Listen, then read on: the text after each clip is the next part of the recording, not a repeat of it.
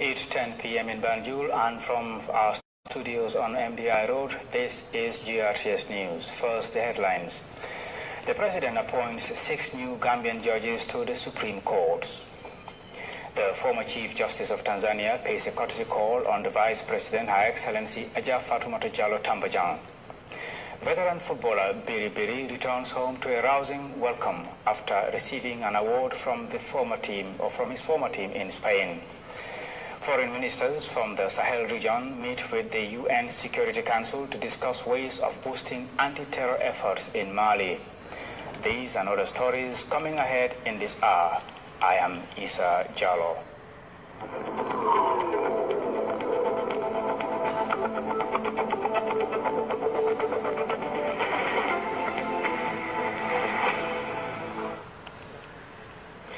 The President, His Excellency Adama Barrow, says the appointment of Gambians into the judiciary will restore credibility and confidence in the third arm of government. President Barrow was speaking at the swearing-in ceremony of 6 justices of the Superior Courts in Fajara. Mamoudou Jallow reports. 6 justices of the Superior Courts took their oaths of office and allegiance at a brief ceremony presided over by President Adama Barrow.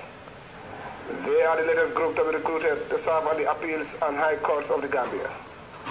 The appointment is being hailed as a significant step to not only Gambianize the judiciary, but also ensure that qualified and experienced judges man these important posts.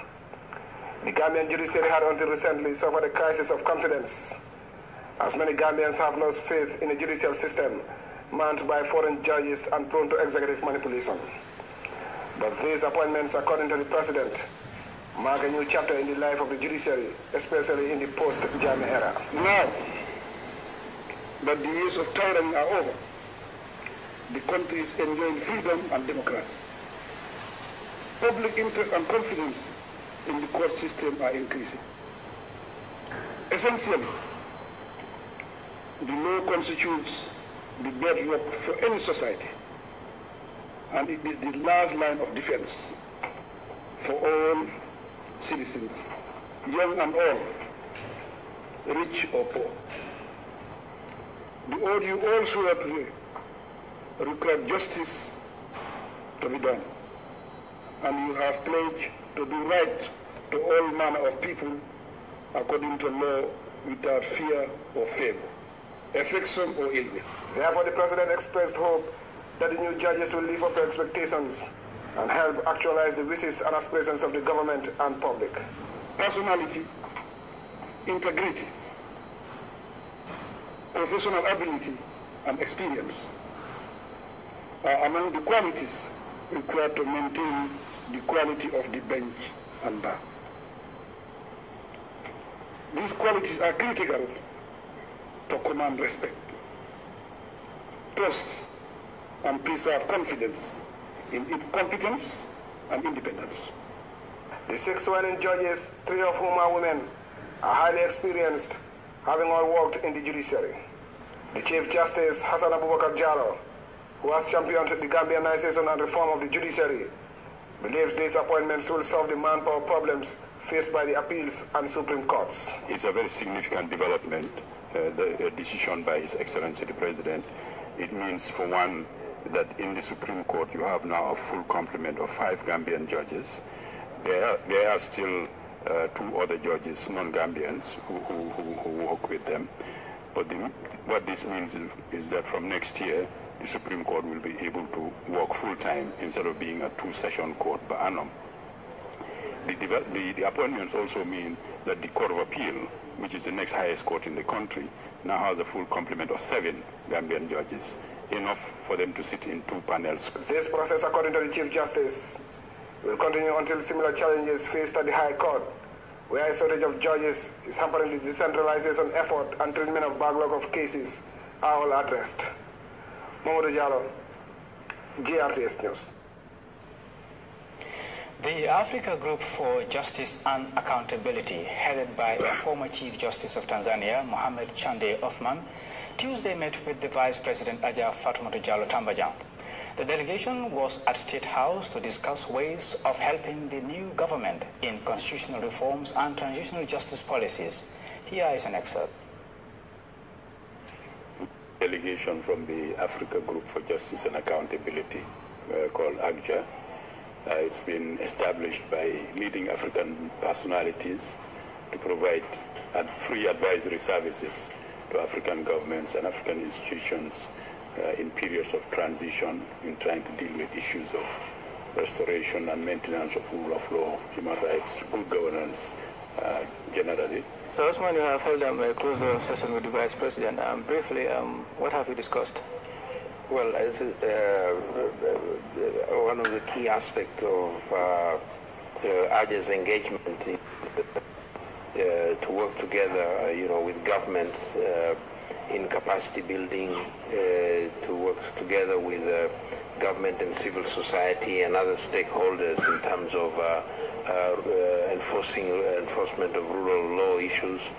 And one of the key areas really of our discussion with the Vice President is to get guidance from her, from the government of Gambia in terms of the priority processes that are going on in the Gambia, which areas areas of emphasis even before we have drawn any program of support. So the Vice President was extremely helpful to us in terms of identifying the key areas of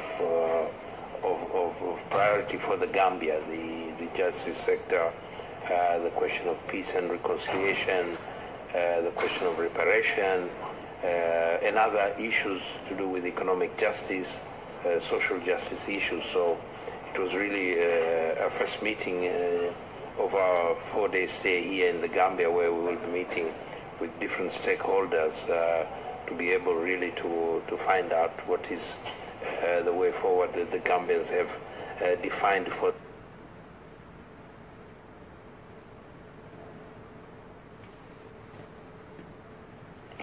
GRTS's Babukar Kamara there talking to the former Chief Justice of Tanzania and team at the Vice Presidency. If everything goes as planned, the Gambia Telecommunications Gateway will be liberalized by January 2018. Those were the words of the Minister of Information, Demba Ali Jao. Minister Demba Ali Jao also disclosed that the Finance and Economic Affairs Ministry is working on stabilizing the Gambian currency and introduce spending cuts. Etienne Silva reports. The Information Minister made these updates during his monthly presser with journalists, where he succinctly delved into latest developments emanating from various government institutions, beginning with the Higher Education Ministry, which he said secured tens of scholarship packages for Gambians to read in different universities in many countries. Well, the Nigerian federal government has offered 550 scholarships to the Gambia, 500 undergraduates and 50 graduates for the 2017-2018 academic year. The government image maker went on to disclose other new steps taken by his own ministry to liberalize the Gambia Telecommunications Gateway in the no-distant future, as well as the introduction of an ICT bill to improve access and free flow of information. An decision on full liberalization is expected by January 2018.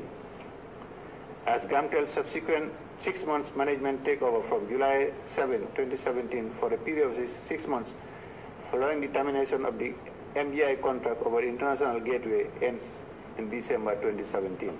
DA Jao also gives fresh news on the issues surrounding the printing of biometric passports and ID cards for Gambians in country and in the diaspora. Machine-readable passports will continue to be valid for this year, 2017. Enrollment centers will also be put in place in the various foreign missions to enable Gambians in the diaspora acquire biometric passports. On ID cards, the government of the Gambia has also decided to go biometric with the ID cards, and we are almost at the completion stage. Shifting focus on current state of the Gambian currency, Jao said the Ministry of Finance is working on stabilizing the banknote, and plans are already in place to introduce spending cuts. Currency policies and policies under the central bank they are working on that, and probably before the end of the year or by early next year, we expect to see some changes in the way the currency is being managed, and probably even change the currency notes and put. The minister unequivocally refuted recent controversial and misleading comments going viral in the internet in relation to the Ministry of Foreign Affairs and its minister. The stories, he insisted, were both distorted and untrue. The Gambia and Togo remain bonded by strong ties of brotherhood and friendship, and it is the wish of the two heads of state that these relations be further strengthened in the coming years. The ministry has taken steps to shut down the said false Twitter account. The public should take note that the official Twitter account of the ministry is at Mofa Gambia, and the Facebook account Ministry of Foreign Affairs, the Gambia. The government of the Gambia has never and does not intend to recognize Catalonia's unilateral declaration of independence from the Kingdom of Spain. The government spokesperson further announced the appointment of a Consul General to Lebanon, as well as ongoing inventory of the former president's vehicles before disposing of them. He, however, denied having knowledge of a number of former president's frozen cars allegedly being used by President Barrow. I am definitely not aware of those vehicles you are talking about. I will find out. I don't know. I mean, whether that's the case. Mr. Zhao further dismissed speculations making the rounds regarding the awarding of a contract to a particular Chinese company to expand the Banjul shipyard, saying talks are ongoing to give the contract to a competent bidder. Etienne Silva, GRTS News. Meanwhile, the Minister of Information, Honorable Demba Ali Jao, has presented 2 checks for over $300,000 to the Sierra Leonean ambassador and National Disaster Management Agency. The checks are meant for the Sierra Leone mudslide victims and Kuntaul flood victims, respectively. Senabu Jani reports. A convergence of stakeholders in the utilities and communications industry meeting to express their condolences to family and friends who lost loved ones during the recent mudslide in Sierra Leone and the flood victims in the Central River region town of Kuntaul. When such natural disasters occur, we need to step forward and show that we are a tough and generous people who will always lend a hand to our brothers and sisters. We need to comfort each other in the face of enormous tragedy and loss of life. We need to celebrate the actions of the emergency services and ordinary people. Leading the ceremony, paying respects to departed victims and support for surviving victims, Information and Communications Minister Demba Ali Jawa told the gathering that their thoughts are with the victims and that time will heal and ease their wounds. The level of damage caused by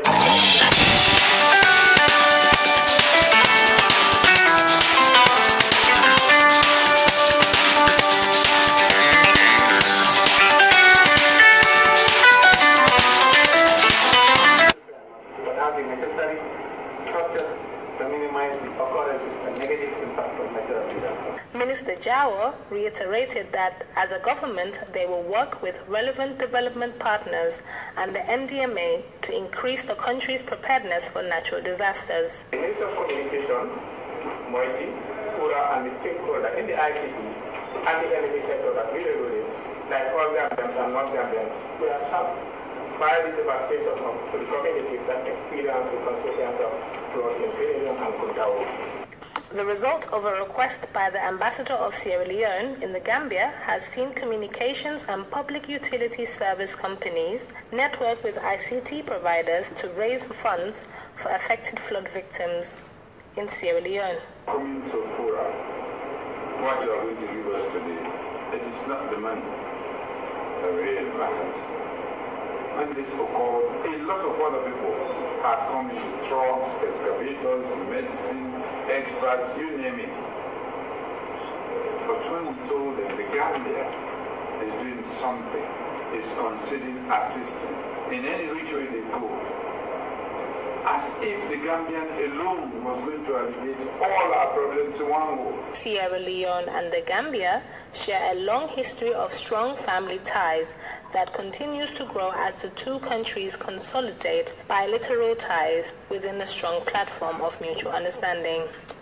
I am Seni Vijay for GRTS. The International Monetary Fund resident representative says the Gambia's fiscal deficit is projected to improve under the staff monitored program. The IMF chief in Banjul was speaking while presiding over the launch of the IMF Regional Economic Outlook for Sub-Saharan Africa report. Seni Marina reports. This reflects the new government commitment to break away from the past with best practices and restore macroeconomic stability and debt sustainability.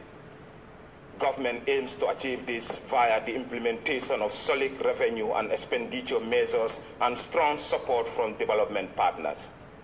Yet officials are aware that sustained further efforts beyond 2017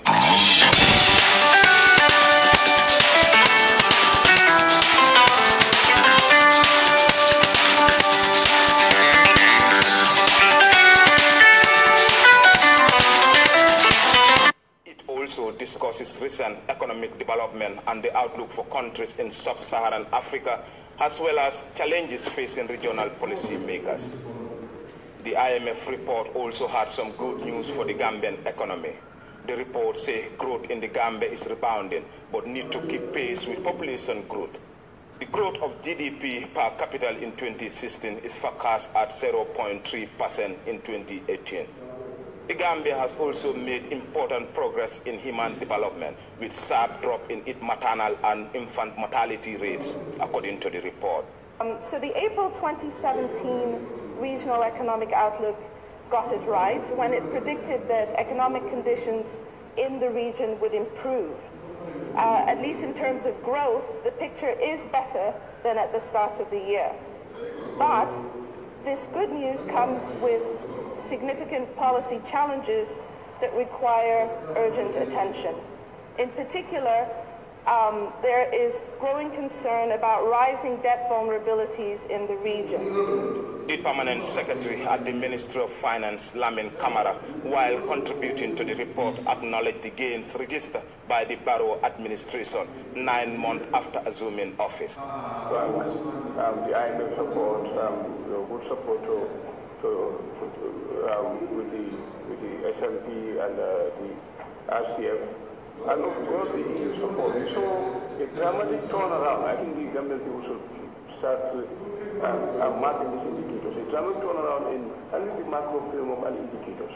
We are now seeing from almost a negative import cover or a month import cover, we are averaging around 4 months import cover, just under 7 months.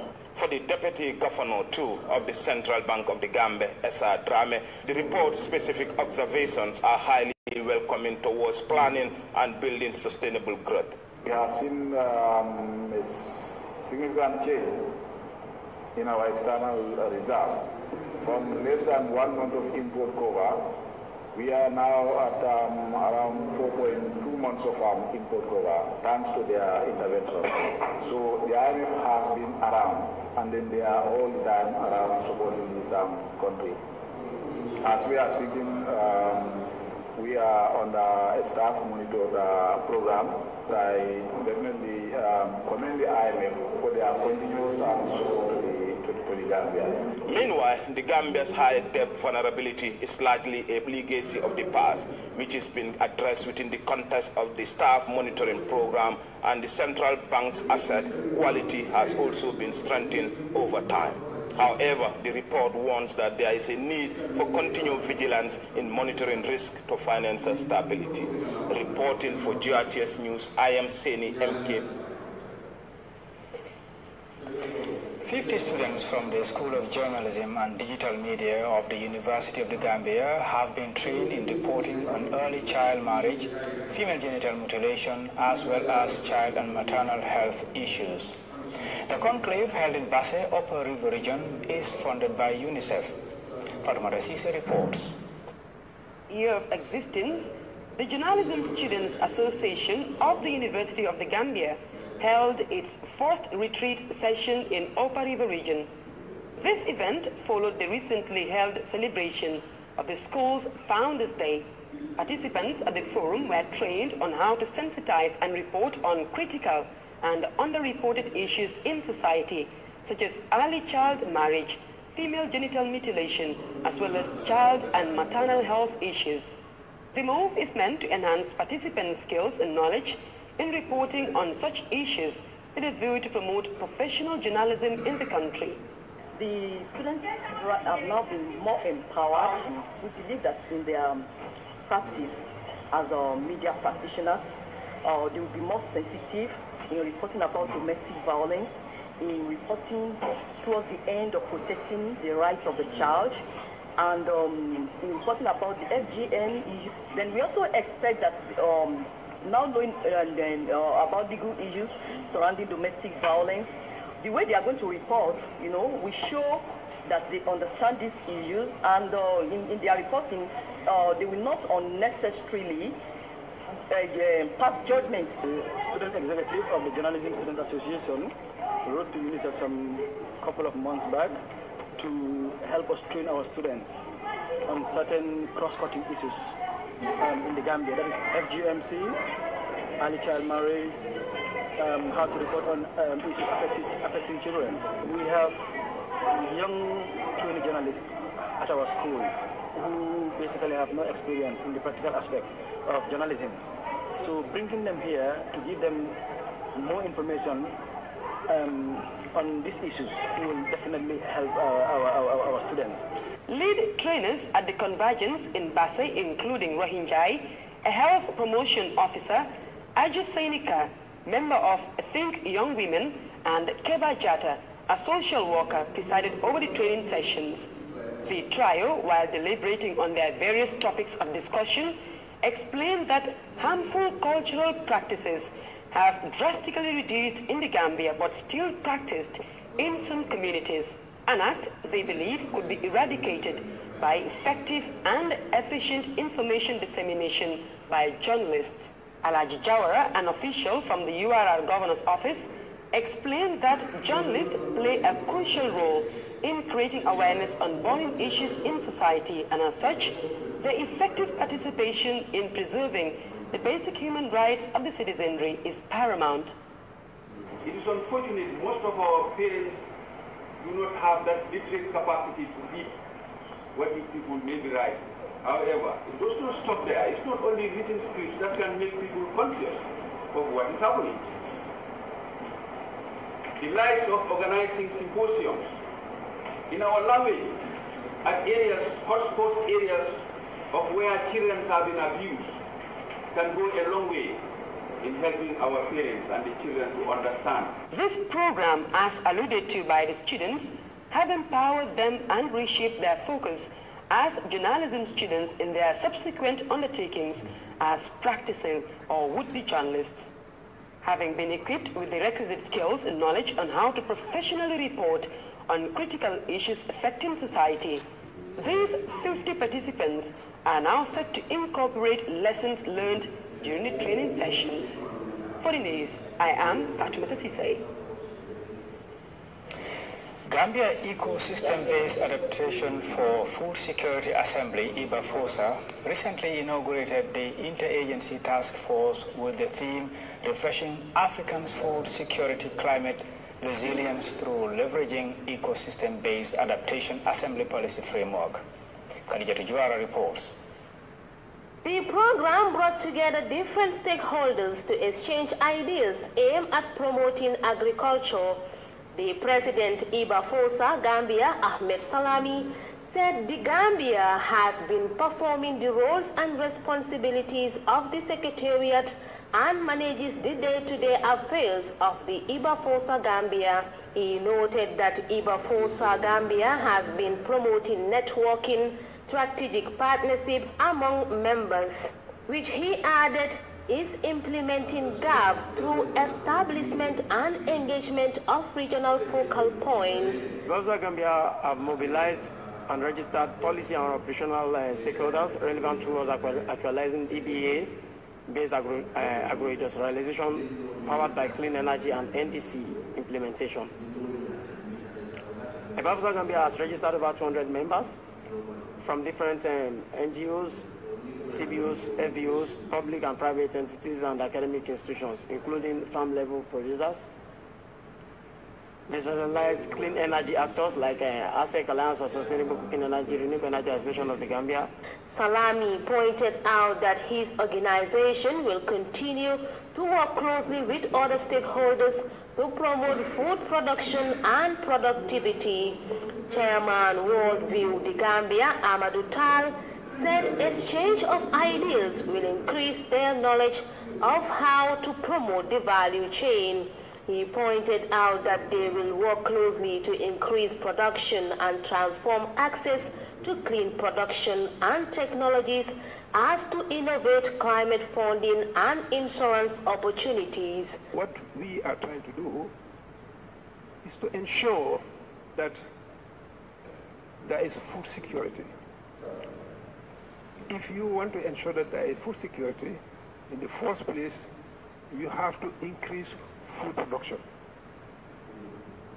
Secondly, you cannot increase food production without taking into account the changing climate. Tal urged the participants to actively participate for the betterment of the country.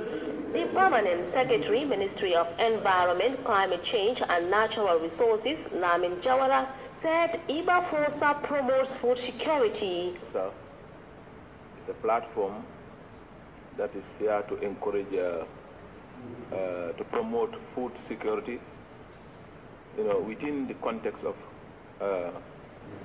in an environmental friendly context.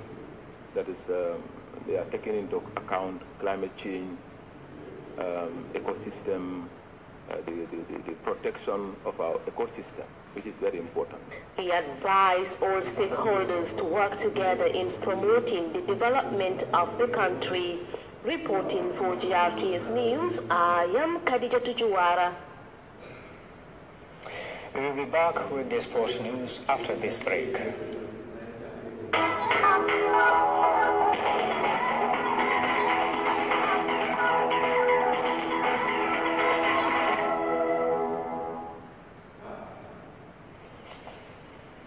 Legendary Gambian international Mamadou Njai Biri is back from Spain, where he was recently awarded by his former club Sevilla. Biri was given a rousing welcome by the country's veteran footballers. Mamadou S. Jallo was among them, and he tells us more. He may have hung his boots nearly 3 decades ago, but Alhaji Mamadou Njai Biri is still celebrated for his exploits on the pitch.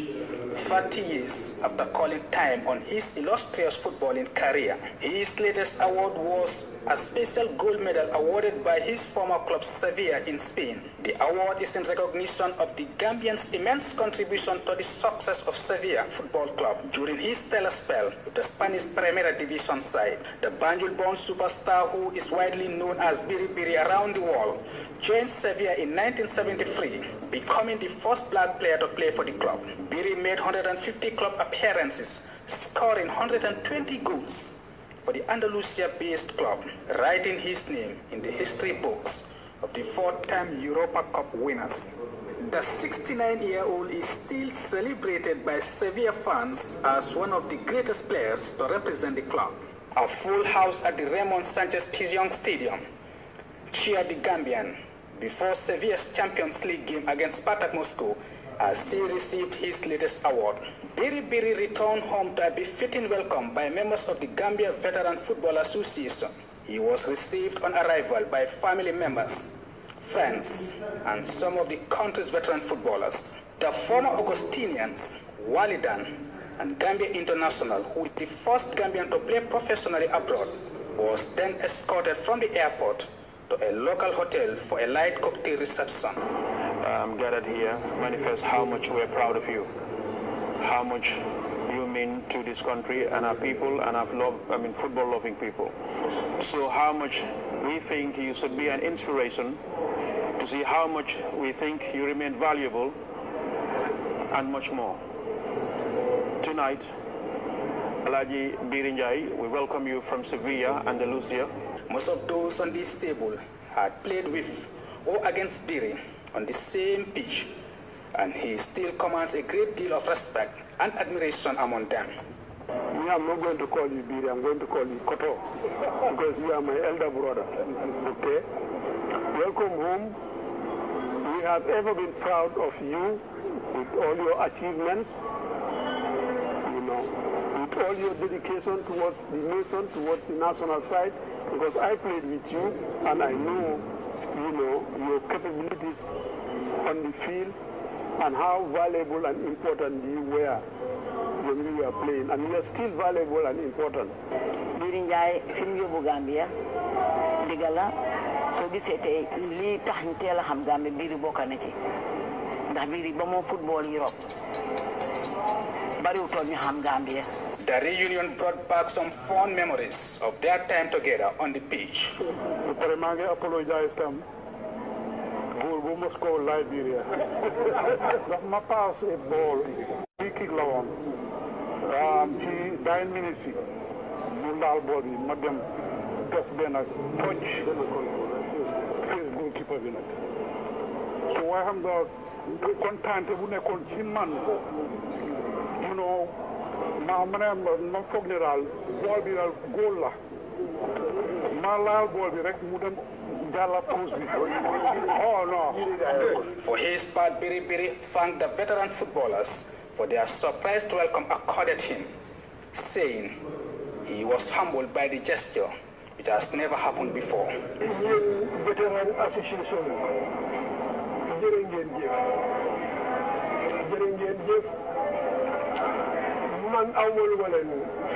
Biri's performance for both club and country is worth celebrating. A true legend, described by those who have seen him play as the best by any standard. And he deserved more from Gambians. Umar Esjalo, GRTS Sports. Now on the international front, there has been growing concern over the security situation in Mali. Foreign ministers from the Sahel G5 state have met with the UN Security Council to discuss how to boost anti-terror efforts. CGTN's UN correspondent Lillian Tan has the latest from New York. Comes as international concerns grow over the deteriorating security situation in the Sahel and the increasing risk of a spillover into the rest of sub-Saharan Africa. Now, UN Secretary-General Antonio Guterres has proposed 4 options on how the UN can support the Sahel G5 force being deployed. Given the rapid evolution of events and the risk of spillover, not acting could have serious consequences for the region and beyond. I would invite the Council to act ambitiously on the choice that it has to make. The UN Chief's first recommendation is a wide-ranging Council-mandated package that includes assistance in medical evacuations and human rights due diligence to technical assistance, as well as telecommunications infrastructure and also IT support. Now, this is the most ambitious and extensive recommendation. The second recommendation is a limited version that is focused on logistical and soft power support, while the other 2 options involve either expanding the scope of the UN mission in Mali, known as MINUSMA, or increasing UN support under the current mandate. In order to be at its full operational capacity in March 2018, the joint force needs bilateral and multilateral support in order to mobilize sustainable and predictable resources. This is the purpose of our request for multilateral support through the United Nations. The region is seeing increasing violent extremism and organized criminal activity in countries already battling a spillover effect from the Libyan crisis and struggling with poverty and food insecurity. 3 Chadian peacekeepers were killed in an attack in Mali on Thursday, and a deadly ambush in Niger earlier this month killed 5 Nigerian and 4 American soldiers. The Pentagon believes an ISIS-affiliated group is responsible for that attack. Now, the Security Council visited Burkina Faso, Mali, and Mauritania a week ago and agreed that the situation required more international support, even if some members, including the United States, had reportedly expressed preference for bilateral assistance. The U.S. has just announced it will fund up to $60 million in bilateral assistance to the Sahel G5. Leelington, CGTN, New York. And before we take leave of you, a recap of the day's main stories. President Adama Barrow has appointed 6 new Gambian judges to the superior courts. Former Chief Justice of Tanzania, Muhammad Chande Othman, has paid a courtesy call to the Vice President, Her Excellency Aja Fatoumata Jallow Tambajang. Veteran footballer Biri Biri returned home to a rousing welcome after receiving an award from his former team in Spain. Foreign ministers from the Sahel region have met with the UN Security Council to discuss ways of boosting anti-terror efforts in Mali. That was all in this edition of the news. Thanks for the pleasure of your company.